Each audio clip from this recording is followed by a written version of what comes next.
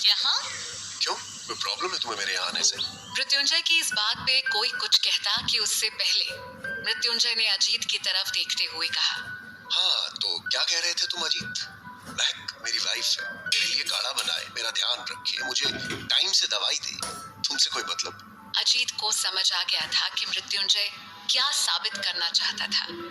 उसने भी पूरी अकड़ में जवाब दिया, नहीं, मुझे क्यों दिक्कत होगी? हाँ, अगर महक मजबूरी या किसी दबाव में आकर ये सब कुछ करेगी तो मुझे जरूर दिक्कत होगी मिस्टर सारंग। रियली? इतनी फिक्र है तुम्हें महक की? तुम इसके इतने खास दोस्त हो, महक ने मुझे कभी बताया नहीं। इतना कहकर मृत्युंजय महक की तरफ देखने लग गया, लेकिन इससे पहले कि वो कुछ कहती, अजीत ने हंसकर कहा, हम कितने अच्छे दोस्त हैं, कितने नहीं, ये आपको जानने की जरूरत नहीं है। ये जबरदस्ती की शादी से आपको पति बनने के अधिकार नहीं मिल जाएंगे। ये सुनकर मृत्युंजय को इतना गुस्सा आया कि उसने अपनी मुट्ठी ही बांध ली। वो अजीत को घूरते हुए आगे आ रहा था। उसके हाव भाव में बढ़ता गुस्सा देखकर महक को लगा कि कहीं बात बिगड़ न जाए, इसीलिए उसने आगे आते हुए कहा, वो अजीत का मतलब वो नहीं था। हमारी शादी चाहे जैसी भी हुई, पर अब महक मेरी वाइफ है और हम दोनों के बीच क्या होता है क्या नहीं, इस बारे में किसी और को चिंता करने की जरूरत नहीं है। अजीत ये सब कुछ सुनकर गुस्से में कुछ बोलने ही वाला था कि तभी उसकी नजर महक पर गई। महक उसे इशारे से चुप रहने के लिए कह रही थी। अजीत ने अपने गुस्से का घूंट पी लिया। मृत्युंजय, अजीत और महक दोनों को घूर कर वहां से चला गया। मृत्युंजय के बाहर जाते ही महक ने गहरी सांस ली और अजीत की तरफ देखने लग गई। क्या जरूरत थी बहस करने की? महक की बात सुनकर अजीत हैरान था। मुझे क्या जरूरत थी? तुमने उसे नहीं देखा? किस तरह से एटीट्यूड दिखा रहा था वो? महक की चुप्पी देखकर अजीत भी गुस्से में वहां से निकल गया। उसे भी जाता देखकर महक ने अपना सिर ही पकड़ लिया। क्या हो रहा है ये सब? अजीत भी ना चुप नहीं रह सकता था। और मृत्युंजय, वो तो मेरी समझ से बाहर है। कभी तो कहता कि मैं उसकी पत्नी बनने के लायक नहीं, एक समझौते की शादी है, तो फिर ये सब कुछ करने की क्या जरूरत है? बेहतरीन इंफ्रास्ट्रक्चर और इंटीरियर डिजाइन में ये ऑफिस देश के सबसे सुंदर वर्किंग प्लेसेस में से एक था। यहाँ के रूल्स और रेगुलेशंस मृत्युंजय ने खुद बनाए थे और ये ऑफिस सिर्फ मृत्युंजय के इशारों पर चलता था। ऑफिस में एक आदमी बैठा हुआ था, उसका नाम था राजीव। पिछले 10 सालों से राजीव मृत्युंजय का दोस्त भी था और उसका बिजनेस पार्टनर भी। राजीव अपना काम कर रहा था कि तभी उसका असिस्टेंट हाफते हुए आया और उसने कहा, सर वो कोई आया है। जिस पर राजीव ने कहा, ऐसा कौन आ गया जो तेरी हालत इतनी खराब हो गई? पर इससे पहले कि वो असिस्टेंट जवाब देता, पीछे से कैबिन का दरवाजा जोर से खुला और वहां एक यंग आदमी खड़ा था जिसका नाम था कशिश मित्तल। कशिश की भूरी आंखें गुस्से से राजीव को घूर रही थी। कशिश सालों से मृत्युंजय का बिजनेस राइवल था और अपने बिजनेस को सारंग से ऊपर ले जाने के लिए कुछ भी कर सकता था। उसे अचानक वहां ऑफिस में देखकर राजीव बिल्कुल शॉक था। महक की माँ किचन में कुकिंग कर रही थी और महक अपने कमरे में थी। तभी मृत्युंजय वहां पर आया। चलो अब यहाँ से, घर चलने का वक्त हो गया। ओ हेलो, मैं अब तुम्हारे साथ क्यों आऊंगी? तुम शायद भूल गए हो कि मेरा भाई वापस आ चुका है। तो कहना क्या चाहती हो तुम? तुम्हारा भाई आ गया है पर मेरी बहन अभी तक वापस नहीं आई है। पर सुधांशु ने तो कुछ किया नहीं है। मैंने तुम्हें कहा था ना, वो ऐसा कभी नहीं कर सकता। उस वक्त तुमने मेरी बात नहीं सुनी थी और मुझे तुम्हारी नहीं सुननी। सुनो, तुम नाटक मत करो। जब तक मेरी बहन मिल नहीं जाती, मैं किसी पर भी भरोसा नहीं कर सकता। तुम्हें मेरे साथ ही चलना होगा। वो ये कहते हुए महक को घूर रहा था कि तभी दरवाजे पर एक आवाज आई। कहाँ जाने की बात हो रही है? दोनों ने देखा तो वहाँ महक की माँ खड़ी हुई थी। उन्हें देखते ही मृत्युंजय महक से थोड़ा दूर हो गया। कुछ नहीं आंटी, वो मैं बस घर जाने की बात कर रहा था। ये सुनते ही महक की माँ तेजी से अंदर आ गई। अरे नहीं नहीं, तुम बिना खाना खाए नहीं जाओगे? पर आंटी, मुझे ऑफिस निकलना था। हाँ माँ, इसे परेशान मत करो, बहुत बिजी रहता है ये, जाने दो इसे। महक ये इसीलिए कह रही थी क्योंकि वो किसी तरह से मृत्युंजय को यहाँ से भेजना चाहती थी। तभी माँ ने कहा, कैसी बातें करती है गुड्डू, मृत्युंजय पहली बार घर आया है, अच्छे से खाना खिलाए बिना ऐसे भेज दूंगी क्या? चलो चलो जल्दी चलो, खाना ठंडा हो जाएगा। कहकर महक की माँ वहाँ से जल्दी में चली गई।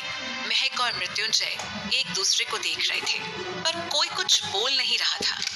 कशिश को अपने सामने देखकर राजीव ने सबसे पहले असिस्टेंट को इशारे से बाहर भेजा और उसके जाते ही चिल्लाते हुए पूछा, तुम्हारी हिम्मत कैसे हुई इस ऑफिस में कदम रखने की? कशिश उसकी बात सुनकर हंसने लग गया। मेरी हिम्मत के बारे में उस दिन पूछना जिस दिन साइमन प्रोजेक्ट की डील क्रैक कर लेना। उसकी ये बात राजीव समझ नहीं पाया और पूछा, क्या मतलब है तुम्हारा? तुम साइमन प्रोजेक्ट के बारे में कैसे जानते हो? इस बार कशिश ने फिर हंसते हुए कहा, मैं तो ये भी जानता हूँ कि ये डील मनाली में होने वाली है। उसकी ये बात सुनकर राजीव की आंखें फटी के फटी रह गई। राजीव गुस्से में 2 कदम आगे आया और उसने उंगली उठाते हुए कहा, यू। तभी कशिश ने उसे रोक दिया।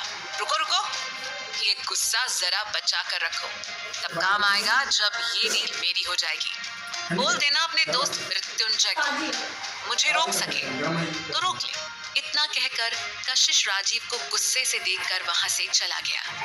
राजीव बोलना तो बहुत कुछ चाहता था, लेकिन उसने तुरंत अपना फोन उठाया और मृत्युंजय को कॉल किया। मैंने कहा था ना, मैं तुझे बाद में कॉल करूं। Can't you wait?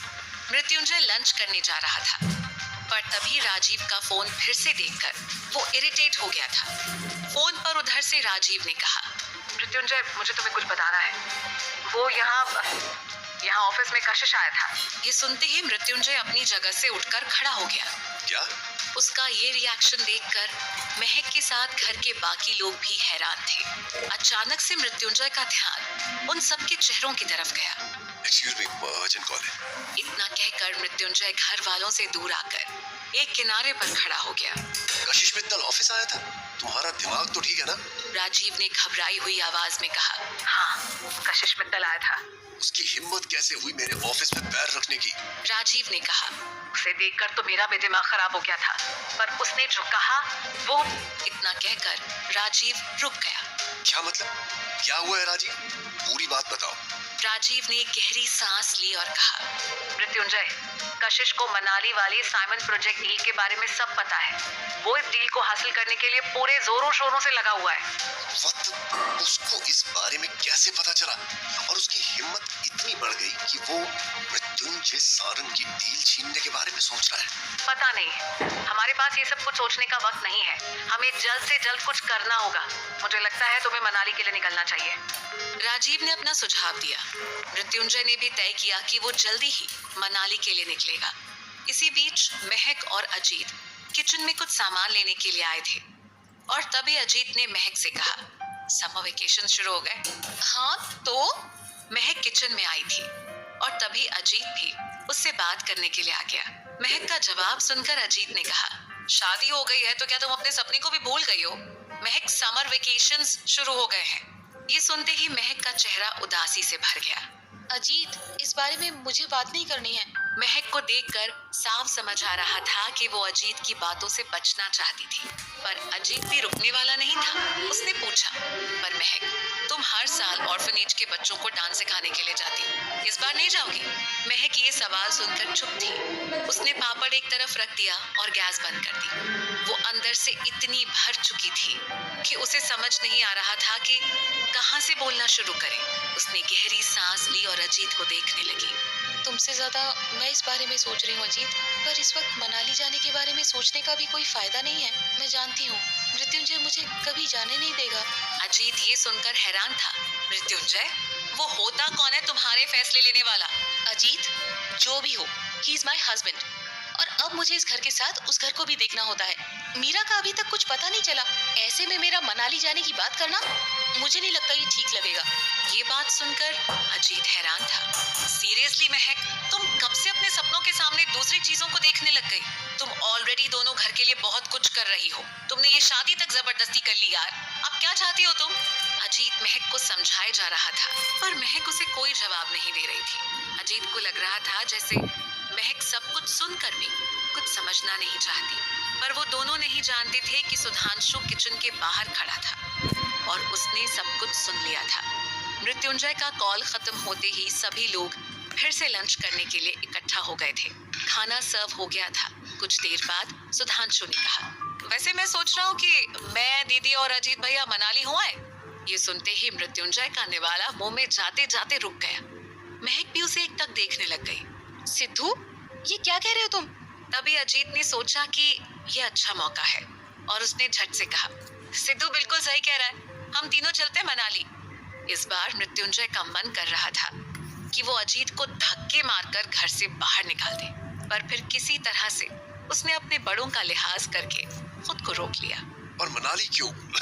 I mean, ऐसा क्या है मनाली में? तभी सुधांशु ने अपनी चम्मच साइड में रख दी और कहा, दीदी हर साल वहाँ पर बच्चों को डांस सिखाने जाती है। अब आपके पास तो टाइम है नहीं, मतलब आप तो बड़े बिजनेसमैन है ना, तो इसीलिए मैंने सोचा मैं और अजीत भैया दीदी को लेकर जाएं। वैसे भी वहाँ से गुरुजी का फोन आया था, वो पूछ रहे थे कि दीदी आ रही हैं या नहीं। सिद्धू, इस बारे में हम बाद में बात करेंगे, अभी चुपचाप खाना खाओ। महक नहीं चाहती थी कि लंच के वक्त किसी के बीच में बहस हो, लेकिन सुधांशु ने कहा, दीदी आप कब तक अपनी इच्छा को दबाती रहोगी? आप मनाली जाओगे बस, ये हो गया फाइनल। उसकी जिद देखकर महक मन ही मन घबरा रही थी। सिद्धू भी ना, अब इसे कैसे बताऊं कि अभी तक मीरा का कुछ पता नहीं चला है और इस बात से मृत्युंजय कितना परेशान है। अगर अभी मनाली जाने की जिद पकड़ लूंगी तो वो मेरी जान ही ले लेगा। क्या सिद्धू सच कह रहा है या फिर अचानक से ये लोग मनाली ही क्यों जाना चाहते हैं?